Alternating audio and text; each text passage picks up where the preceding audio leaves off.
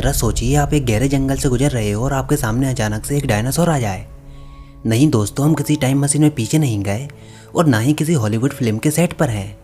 हमें ये जानकर हैरानी होगी कि कुछ साइंटिस्ट लगातार जी तोड़ मेहनत कर रहे हैं कुछ विलुप्त एनिमल्स को वापस लाने के लिए। लेकिन इस कंडीशन में एक चीज़ बहुत ज़रूरी है कि इस बढ़ती हुई आबादी के साथ अगर वो एनिमल वापस आ जाएं तो क्या होगा। अगर वो हमारे इकोसिस्टम से अपने आप को नहीं मिला पाए तो वे हमारे लिए हानिकारक साबित होंगे, जो कि हमको बिल्कुल भी मंजूर नहीं होगा। तो दोस्तों चलिए जानते हैं इसके पीछे की सच्चाई को। कुछ वैज्ञानिकों का कहना है कि कोई भी जानवर तब तक विलुप्त नहीं होता जब तक वो अपने कुछ पार्ट, अपने जीन्स अपने से मिलते जुलते किसी जानवर में ना छोड़े। और अगर वैज्ञानिक चाहें तो जानवरों में से विलुप्त हुए जानवरों के जीन्स को एक्सट्रैक्ट करके वापस से विलुप्त हुए जानवरों को वापस ला सकते हैं। और इस सब्जेक्ट में हार्वर्ड यूनिवर्सिटी के बायोलॉजिस्ट की टीम ने इसमें काफ़ी कामयाबी भी हासिल की है। वो लोग एक हड्डी में से पूरे माइक्रो ऑर्गेनिज्म को प्राप्त करने में सक्षम हुए हैं। उनके मुताबिक एक मैमथ सिर्फ 44 जीन से ही अलग है हमारे आज के एलिफेंट से। और 2015 में उन्होंने उन मैमथ्स का डीएनए अफ्रीकन एलिफेंट्स में पाया, जिनको हम मैमथ वर्जन 2 कह सकते हैं। उनका डीएनए पहले से काफ़ी एडवांस था, जिसकी वजह से ये एनिमल किसी भी कंडीशन में अपने आप को अडॉप्ट कर पाते हैं। ऐसे ही वैज्ञानिक शायद डायनासोर्स को भी वापस ला पाएँ, लेकिन ये सब थ्योरेटिकल है। हमारे साइंटिस्ट एंशिएंट क्रिएचर के बारे में सब कुछ पता लगाने की लगातार कोशिश कर रहे हैं और वो ये भी चाहते हैं कि कैसे मॉडर्न टेक्नोलॉजी का यूज़ करके उनको वापस भी लाया जाए। लेकिन सच्चाई तो ये है कि ये मात्र एक सपना है जो कि अभी भी पूरा नहीं हुआ। दोस्तों, जो हमारी न्यू टेक्नोलॉजी है उससे केवल हम उस डीएनए को ही यूज़फुल और रिकवरेबल मान सकते हैं जो कि करीब 1 मिलियन साल पुराना हो।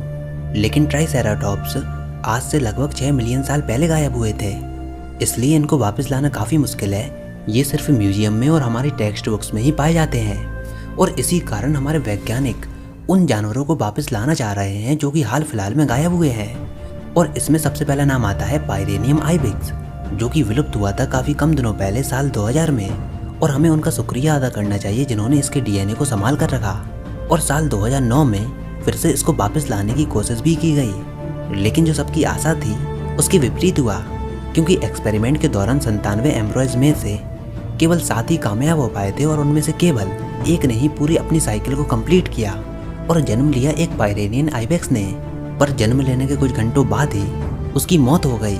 ऐसे ही यूनिवर्सिटी ऑफ लंदन के बायोलॉजिस्ट भी एक विलुप्त जानवर को वापस लाना चाह रहे हैं, जो कि है इरिस जायंट डियर, जिसे 13,000 साल पहले यूरोप में देखा गया था।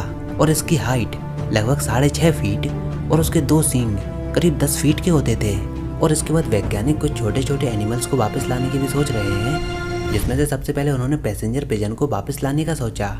और ये पैसेंजर पिजन, जो कि 19वीं शताब्दी में एक कॉमन स्पीसीज माना जाता था, जिसकी तादाद करीब 5 बिलियन से भी ज़्यादा थी, लेकिन इंसान के शिकार की वजह से वर्ल्ड वॉर के पहले ही ये पूरी तरह से गायब हो गए।